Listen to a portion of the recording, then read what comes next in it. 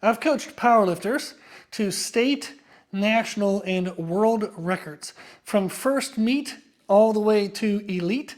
And in today's video, I want to share with you the concept of rooting your feet in sumo deadlifts.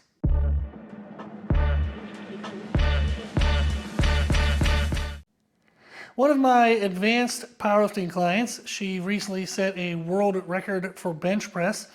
We are working on sumo deadlifts. We're actually changing her deadlift stance from conventional to sumo. We are in part doing this because we want to progress her total, and the conventional deadlift competes exactly with the way that she squats. So we're experimenting, kind of switching up her deadlift stance to see if we can then have the musculature that we're using between the squat and the deadlift be a little more different, and that'll hopefully put some pounds in the bar. When you come from the background of doing conventional deadlifts, it's not really necessary to root your feet. So she's not used to twisting in the hips. It's mostly just a press and then a glute squeeze. So it's a very kind of front to back type of involvement. You're pushing through the quads, you're supporting that with the glutes. Everything's kind of running in this plane of motion. When we're switching to a sumo stance, we now have our feet out wide, and we are going to need to root the feet into the floor to create hip torque to help give our hips support. For us to better involve our hips when our feet are wider than our hips, we need to get that rooting concept in place. When we think of rooting the feet into the floor, where most people will make the mistake is they think of their knees. When they go down to get into position and they want to root the feet or create torque, all these terms that we would think of, they're going to think of pushing their knees out. The problem with that, though, is it lifts your big toe, and we're not actually creating the torque and the twist that we need within the hips. So instead of thinking of pushing my knees out as I go down to the bar, I want to think of twisting from my hips.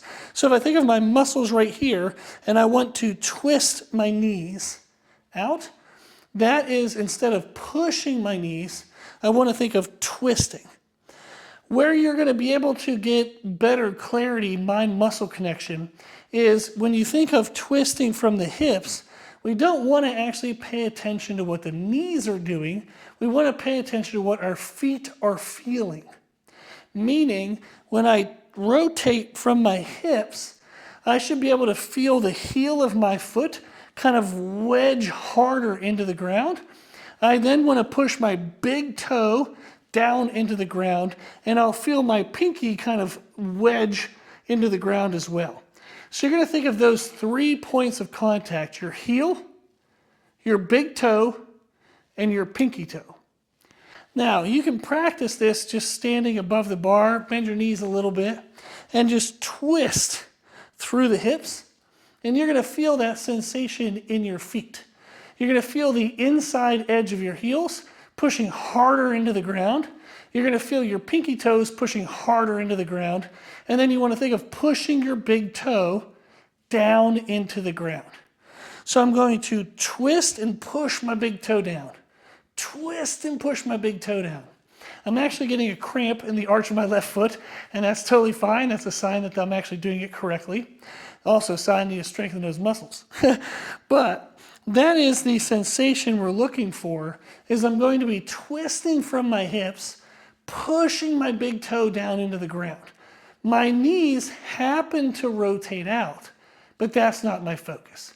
My focus is twisting through the hips and pushing my big toe down into the ground.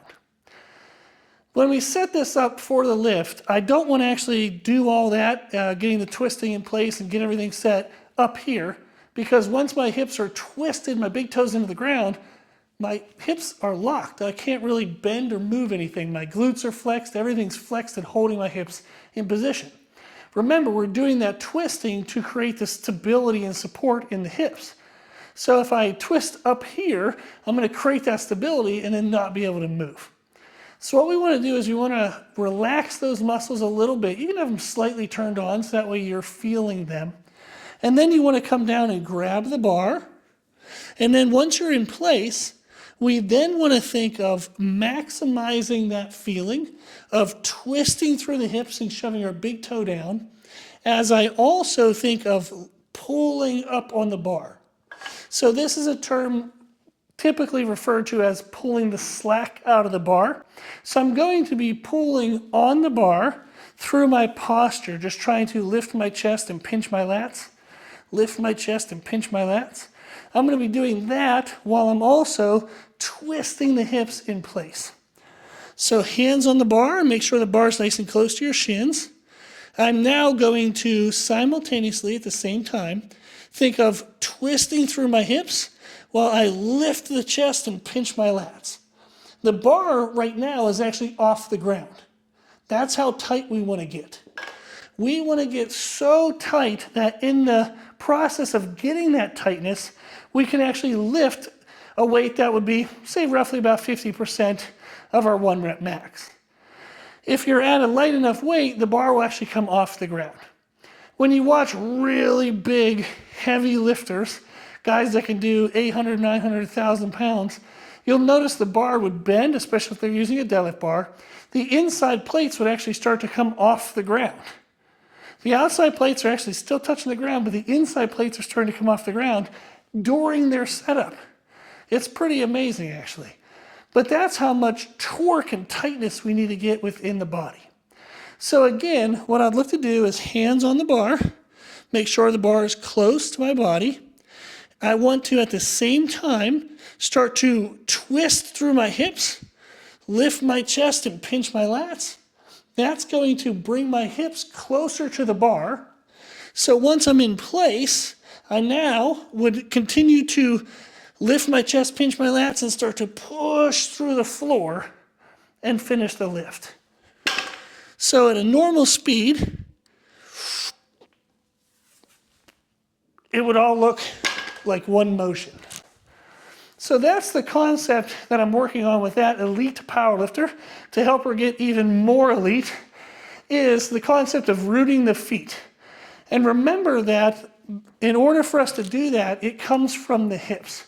We twist the hips and push the big toe down into the ground. I hope this tip helps. If you have any questions, let me know, and I'll make a follow-up video for you.